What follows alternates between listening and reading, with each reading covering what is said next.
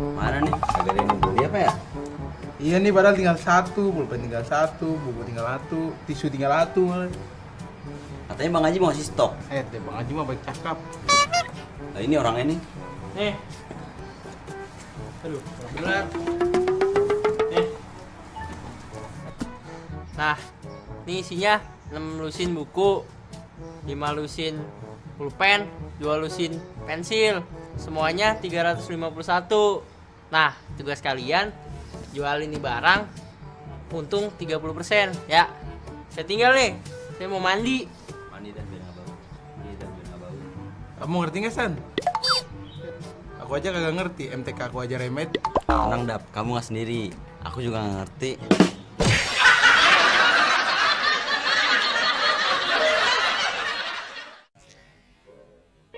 Halo sahabat edukasi, kalian jangan bingung kalau misalkan kalian akan berada nanti di posisi seperti teman-teman yang tadi. Nah, bagaimana menggunakan aritmatika sosial? Itu yang pertama kita harus pahami dulu, ada namanya untung dan rugi. Lalu bagaimana dengan persoalan harga jualnya, harga beli dan segala macamnya, itu bisa kita hitung harga jual itu dengan dua cara. Yaitu ketika kita untung. Ketika kita untung berarti harga jual kita itu lebih besar dari harga beli. Maka harga jual itu adalah harga beli ditambah dengan untung. Tapi kalau kita rugi, maka harga jual itu dia lebih kecil daripada harga beli. Maka harga jual itu sama dengan harga beli dikurangi rugi. Lalu tentang aritmatika sosial ini kita langsung saja menyelesaikan permasalahan dari Bang Aji dan kawan-kawan tadi. Jadi Bang Aji itu membeli alat tulis berupa buku, pensil, dan pulpen. Buku itu dia ada 6 lusin buku seharga 216.000, kemudian 5 lusin pulpen seharga 90.000, dan 2 lusin pensil seharga 45.600 rupiah. Kemudian dia memberikan kepada 2 orang adiknya, 2 orang temannya tadi, kemudian mengatakan bahwa ini harus kita jual dengan keuntungan 30%. Bagaimana cara kita jual sehingga untungnya 30%? Ya tentu harus ada yang beli. Kalau kita sehitung apapun, kalau tidak ada yang beli ya tetap tidak untung gitu. Nah, kita harus jualnya satuannya berapa nih sehingga kita untung 30%. Nah, untuk menghitung ini kita harus tahu dulu harga per bagian, harga per satuan pensil, pulpen, dan juga buku. Yang pertama buku. Buku itu harganya 216.000, dibeli 6 lusin. 6 lusin berarti total buku itu adalah 6 dikali dengan 12 sama dengan 72 buku. Harga per satu buku adalah 216.000 dibagi dengan 72 didapatkan 3.000 rupiah per satu buku. Hal yang sama kita lakukan pada pulpen dan pensil. Pulpen itu ada 5 lusin. Total pulpen ada 5 kali 12 sama dengan 60. 5 kali 12 itu 60 sahabat. Jadi 5 kali 12 itu sebenarnya 60 pulpen. Pulpen dibeli dengan harga Rp90.000. Maka harga per satu pulpen adalah Rp90.000 dibagi dengan 60 sama dengan Rp1.500 per pulpen. Lalu pensil. Pensil ada 2 lusin. Banyaknya pensil berarti 2 kali 12 sama dengan 24 pensil. Kemudian harga beli pensil ini adalah 45.600. Maka harga per satu pensil adalah 45.600 dibagi dengan 24 sama dengan Rp1.900. Nah, kemudian dari harga satuan ini kita sudah dapatkan. Sekarang kita hitung untung 30%. Berarti untung 30%. Untung dari setiap buku adalah 30% dikali dengan Rp3.000 sama dengan Rp900. Untuk pulpen 30% dikali dengan Rp1.500 sama dengan Rp450. Dan untuk pensil 30% dikali dengan Rp1.900 sama dengan Rp570. Jadi harga satuan untuk semua barang yang ada adalah untuk buku Rp3.000 ditambah dengan Rp900 sama dengan Rp3.900. Bisa kita bulatkan menjadi Rp4.000. Karena kembalian 100 itu agak susah zaman sekarang. Kemudian untuk pulpen Rp1.500 ditambah dengan Rp450 sama dengan Rp1.950. Dibulatkan menjadi Rp2.000. 100 sudah susah, apalagi Rp50. Sudah tidak ada di Indonesia. Kemudian untuk pensil ada Rp1.900 ditambah dengan 570 sama dengan 2.470 rupiah. Apalagi ini harus kita bulatkan menjadi 2.500. Sehingga sahabat edukasi, kalau kita mau untung 30% dengan barang-barang yang tadi, harga jualnya seperti yang sudah kita kerjakan. Berikut ada tips dan trik buat sahabat edukasi semuanya.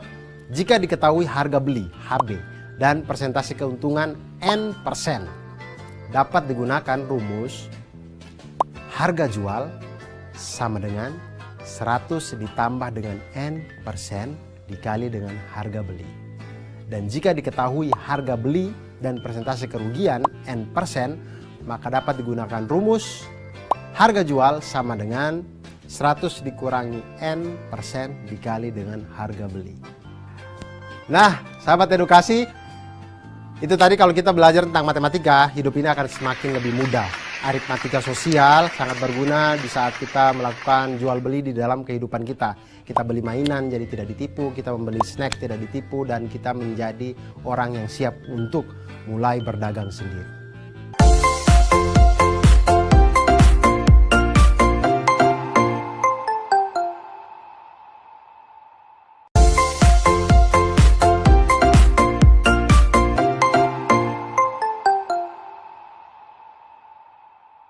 Ngapain kita kesini? Bang, Bang, iya, ngapain? nabung lah. Kan ada celengan. Ya kan itu zaman dulu. Zaman sekarang mau nabung di bank, bukan di celengan. Biar dapat bunga. Bunga apaan tuh? Bunga tumbuhan? Kan bunganya beda lagi. Yaudah, lihat ya.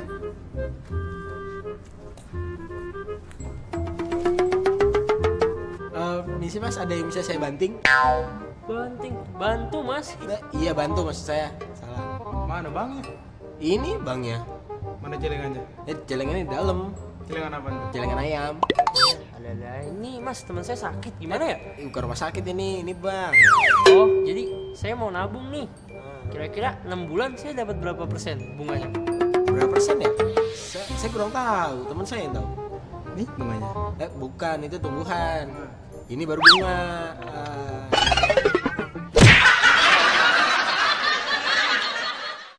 Sahabat edukasi, menghitung bunga bank dalam 1 tahun, bunga 1 tahun itu sama dengan selama 6 bulan mereka tidak mengambil tabungannya untuk membeli hal-hal yang tidak perlu dalam kehidupannya. Begitu. Selamat mencoba.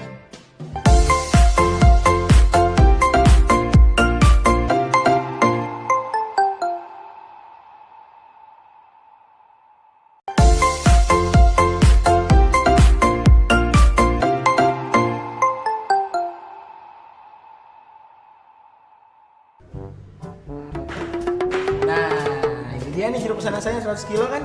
Iya pak. Yaudah nanti kamu sekalian pindahin ke dalam ya. Pindahin jeruknya.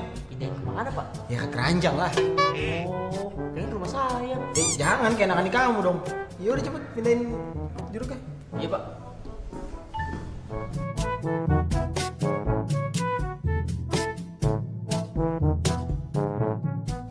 Itu gimana jeruknya? Ini semuanya 95 kilo pak. Kok 95 kilo doang? 5 kilo kamu makan ya? Enggak pak, kan petinya 5 kilo sendiri. Oh, petinya. Ini kalau jeruk saya jual 10.000 per kilo, kira-kira saya dapat untung nggak ya? Saya kurang tahu dah pak. Tapi kalau bapak gratisin, pasti laku dah. Jangan gratis juga. Saya dapat untung dari mana kalau kayak gitu?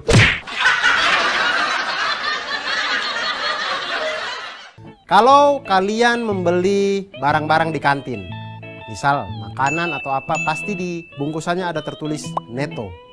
Nah, di situ pihak produsen sebenarnya sudah menginformasikan kepada kita bahwa sebenarnya kita tidak ditipu. Memang ada namanya bruto, berat kotor, ada namanya neto, berat bersih, dan juga ada tara.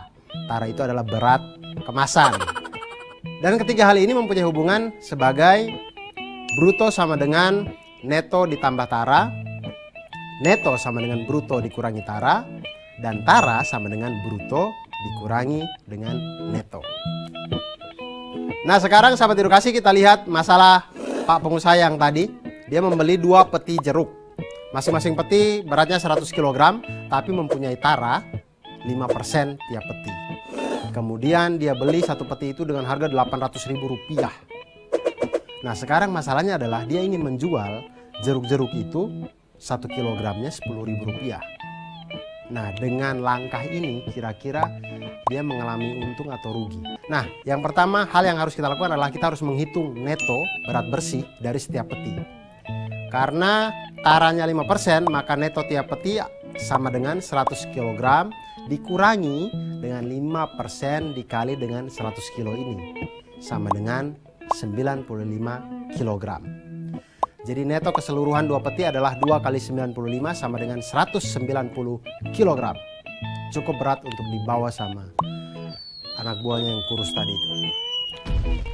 Kemudian sekarang menghitung harga jual, harga beli dan keuntungan.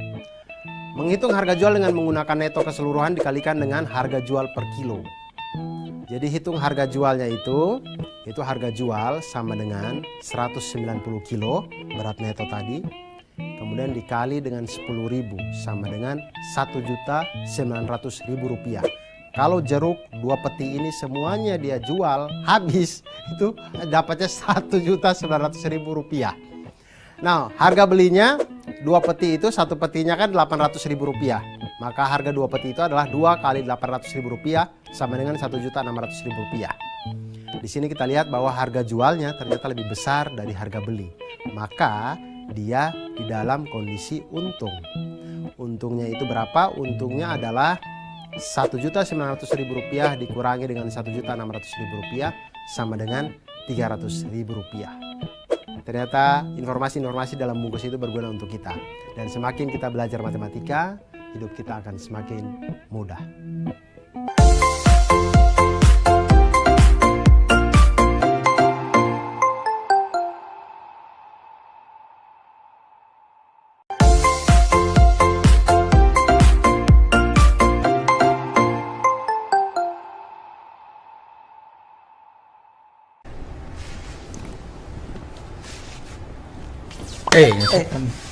Itu kamu pakai bola. Ini kan rumahku. Iya, sorry. Iya Dak, temen aku jalan yuk nyari baju, pengen beli baju. Zaman sekarang ada namanya teknologi, namanya toko online. Iya. Ya udah, Cari bantu aja aku cari. Ini aku nemu nih baju di warnanya nih nih. Wih, bagus bajunya. Iyalah. Diskonnya 40% tambah 5%. Oh, diskonnya juga ya? Yoi. Tapi aku mau nyari yang lain dulu, siapa tahu ada yang lebih murah. Cari. Oke. Ini ada nih. Tuh. Bajunya warna-warni. Dia diskonnya 25% ditambah 20%. Nah, tapi kan tadi itu kamu diskonnya 40% tambah 5%. Iya. Nah, punya aku nih 25% ditambah 20%. Sama aja dong, 45% juga diskonnya. Berarti harganya sama aja dong. Ya kamu ngomong panjang lebar kayak gitu juga harganya nggak bakal berubah.